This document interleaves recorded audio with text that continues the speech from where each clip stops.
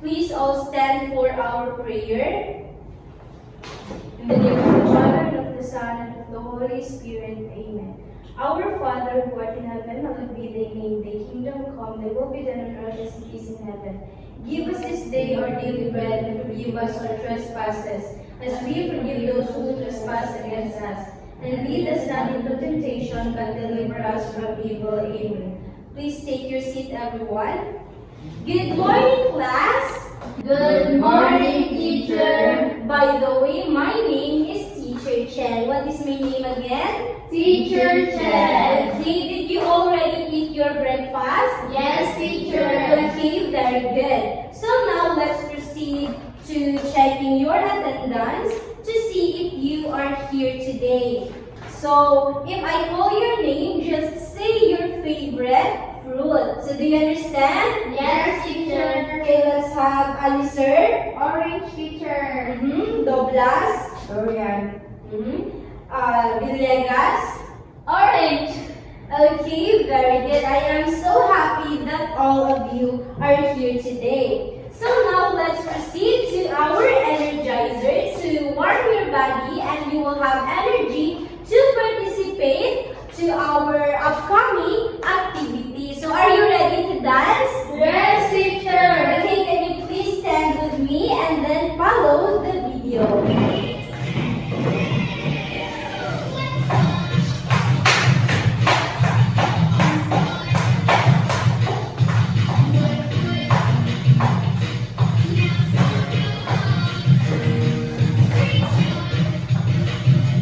Okay, thank you so much, everyone.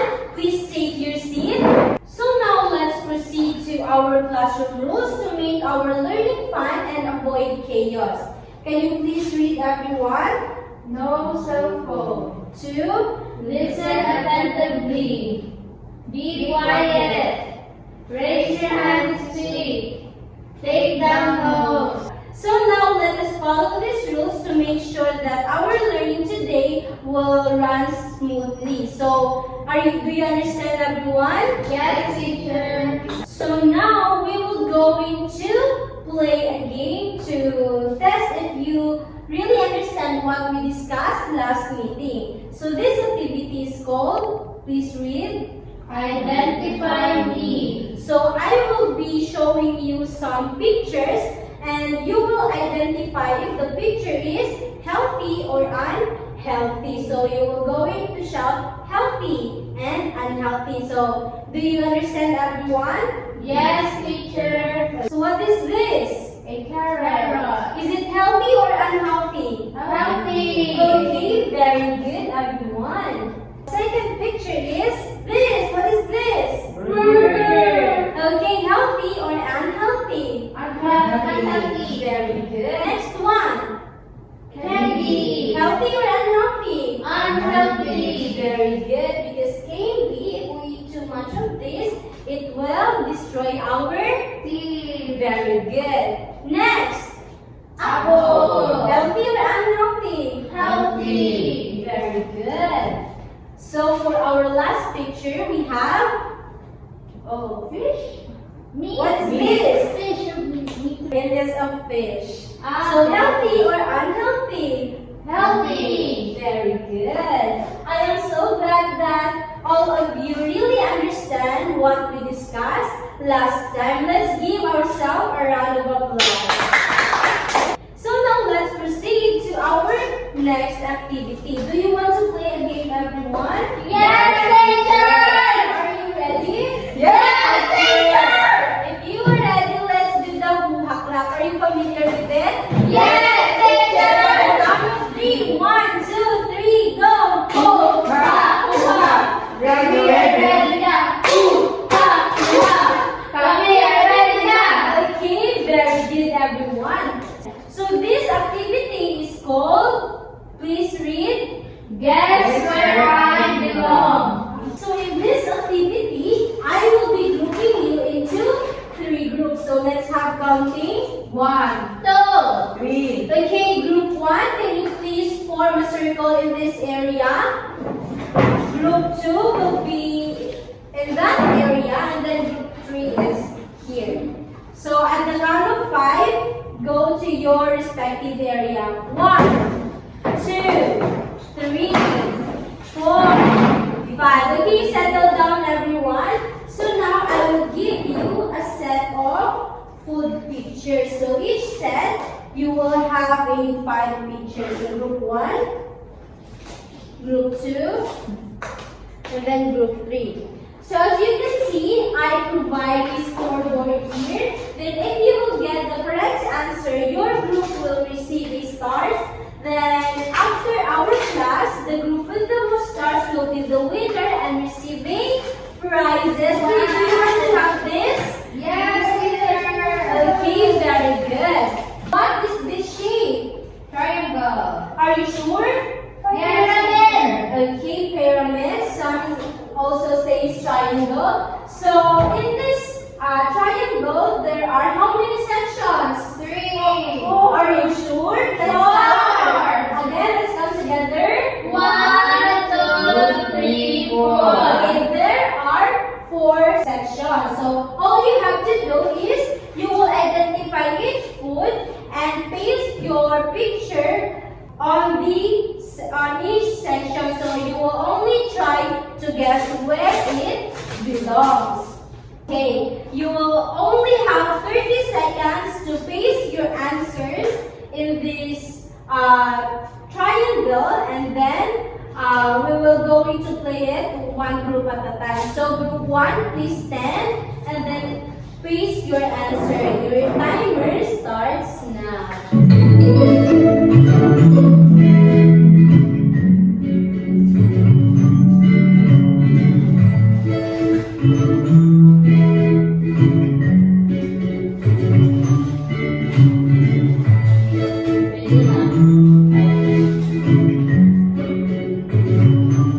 Okay, thank you so much, group 1. Now let's proceed to group 2. Please stand.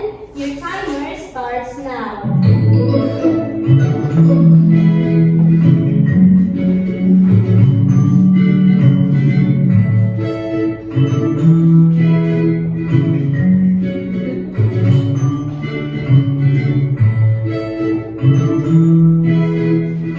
Okay, thank you so much. Last but not the least, group 3, please stand and then please your answer.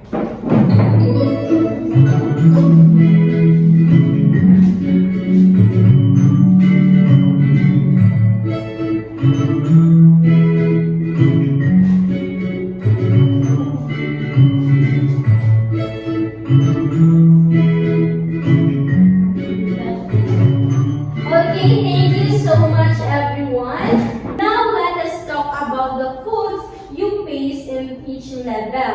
So my question is there any food you were unsure about placing them? Group 1?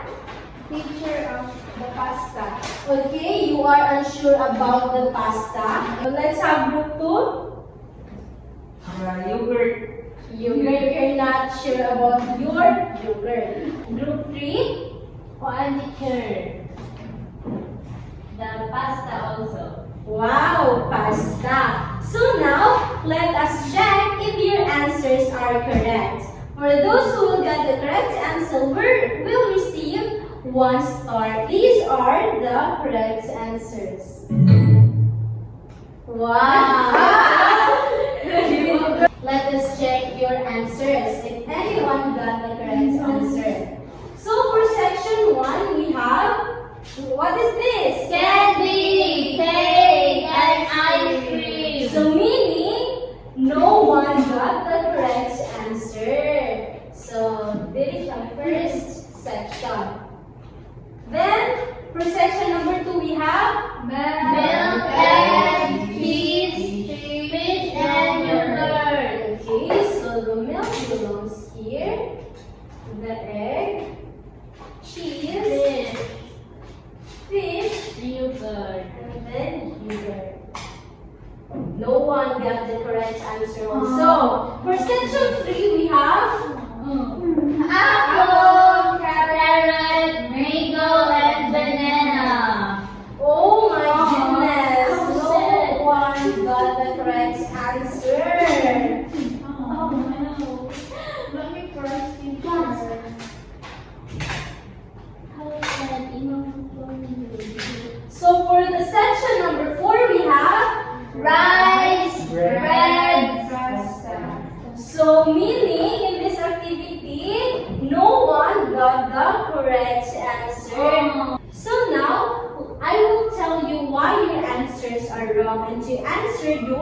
curiosity. Actually, class, the section 1, these foods are, can you please read? Sweets and fats. That's why ice cream, candy, and cake belongs to section 1. So the section 2, these foods are Proteins and dairy. then for section 3 are Fruits and vegetables. the section 4. Grapes and carbohydrates. So do you understand each section now? Yes, teacher. We can see that some of you are still a little bit confused. So now let's proceed to our deeper explanation about our topic today. So are you ready to listen, everyone? Yes, teacher.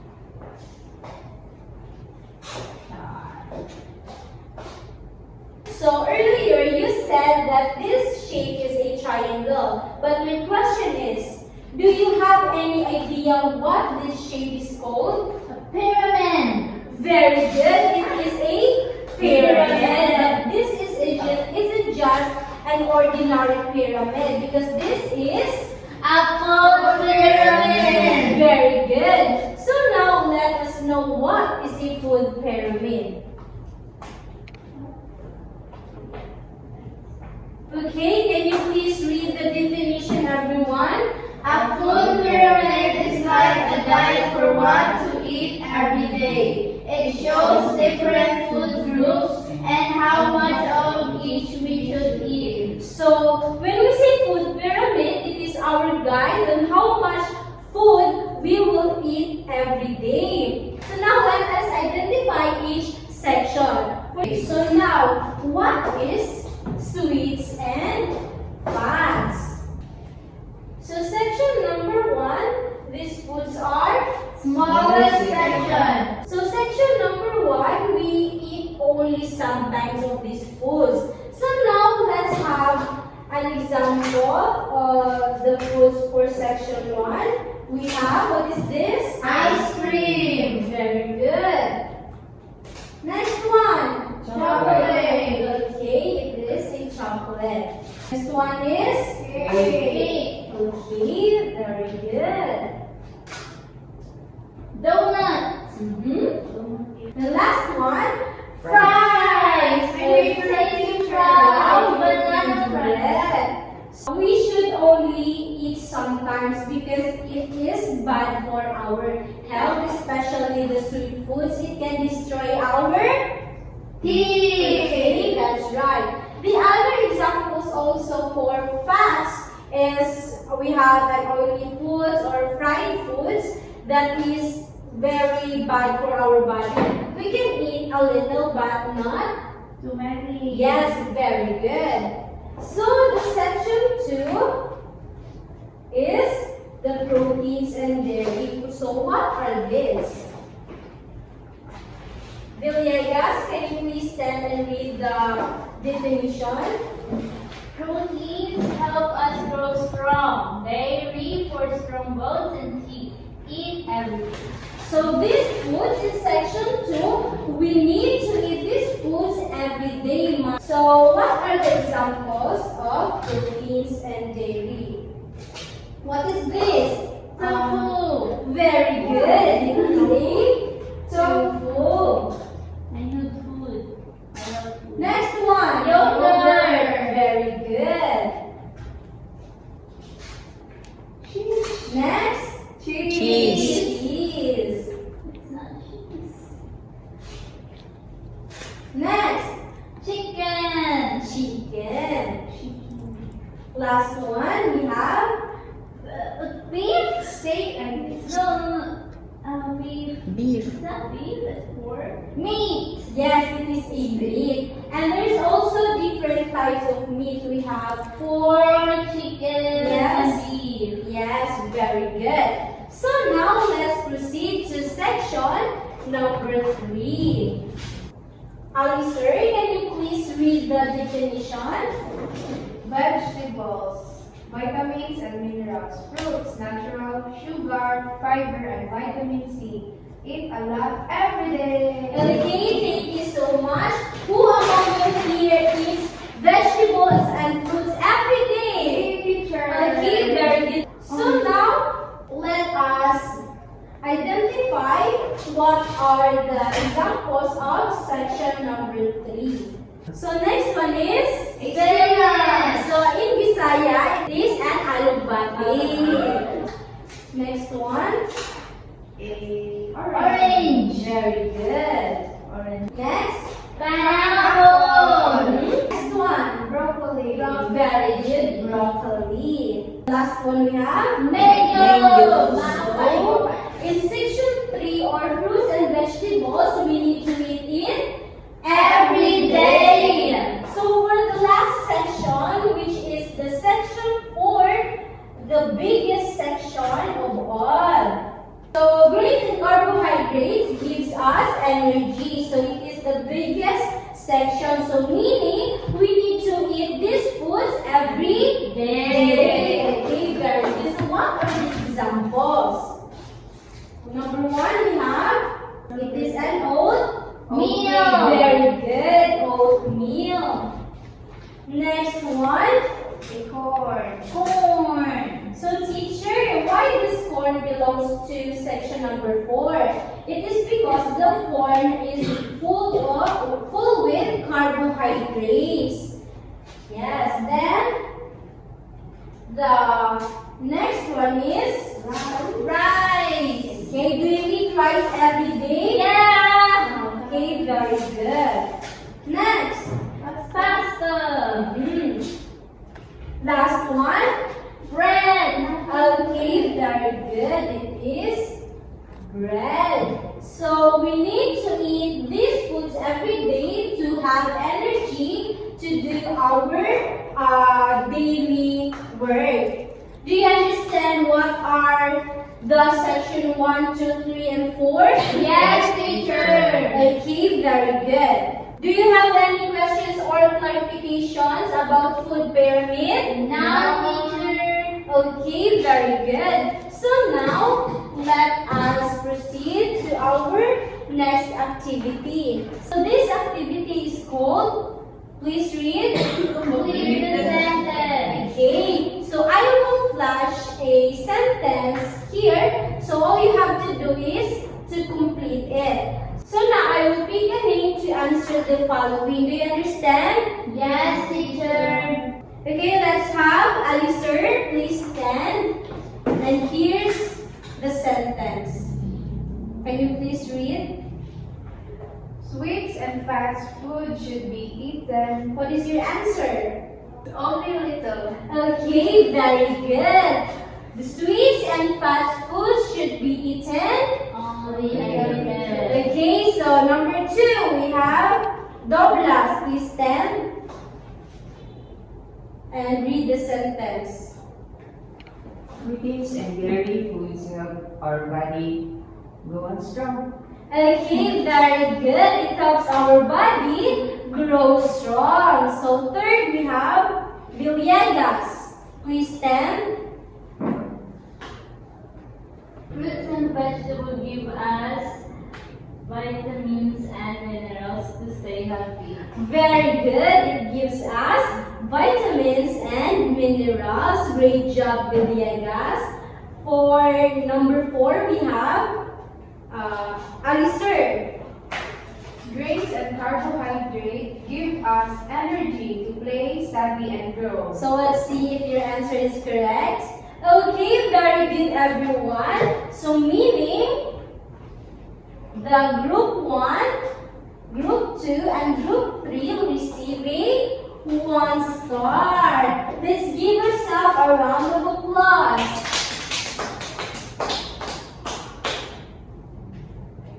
So now let's proceed to our next activity, and we are going to apply what you learned about food pyramid in real life experience. So are you excited for our next activity? Yes, teacher. So this activity is called food pyramid hand. So you will stay in your same group. So group 1, each of the group I will give you a basket. Group 1, Group 2, and Group 3. So as you can see, we have a marketplace here. So it has a different foods that is displayed on it. So your task is, I will give you 15 seconds to pick 5 foods only. So how many foods? 5. Okay, Group 1, please stand, and you will have 15 seconds to collect 5 foods. 15, 14, 13, 12, 11, 10, 9, 8, 4, 3, 2, 1. Thank you, Group 1. Now let's proceed to Group 2. Please stand. Your timer starts now. 15, 14, 13, 12, 11, 10, 9. Okay, thank you, Group 2. Last but not the least, let's have Group 3. Please stand. 15, 14, 13, 12, 11, 10, 9, 8, 7, 6, 5, 4, 3, 2, 1. Thank you so much. Please take your seat, everyone. I will give you 1 minute to brainstorm with your group mates. After that, each group will pick 1 representative to answer these following questions. So, for question number 1, we have, please read. What foods did your group choose? Okay, you will identify what is the name of each food. So, question number 2. Why did you choose this food? Okay, number 3. Which level of the food pyramid do your foods belong to? Okay, are you ready, everyone? Yes, teacher. Okay, your timer starts now. Okay, time is up, everyone. Let's have Group 1 first. Please come here in front and then present your answer briefly. First, we have banana. Which level? Third group. Okay. Section belongs. Okay, the next food. We have the carrot. Carrot belongs to a third section also. In the next, we have the bread. Bread belongs to a section 4 pyramid.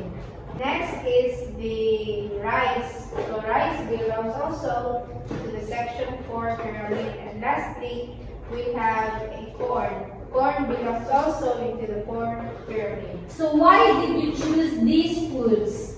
We chose this food because all 5 foods are healthy and good in our bodies. Okay, very good. Group 1, please take your seat. Now let's proceed to Group 2.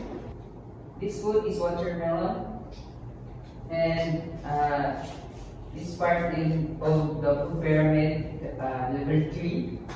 Second is potato, and level 4 is a food pyramid. And third is milk. Second level in food pyramid. Fourth is egg. Second level also in the food pyramid. And last is bread. The fourth in the food pyramid. Okay, very good. Why did you choose these foods? We choose these foods because this is so very important in our body because this is healthy, and that's all. Okay, very good. Group 2, please take your seat. Now let's proceed to Group 3.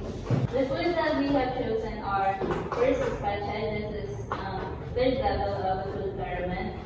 Fourth is sweet potato. Fourth level of the pyramid.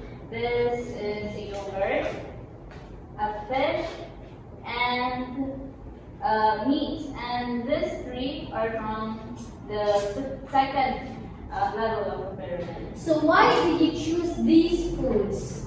These foods gives us energy, and of course they are healthy. Okay, very good, group 3. So that means all the group receives a 5 stars. Very good. So, now let us total your scores.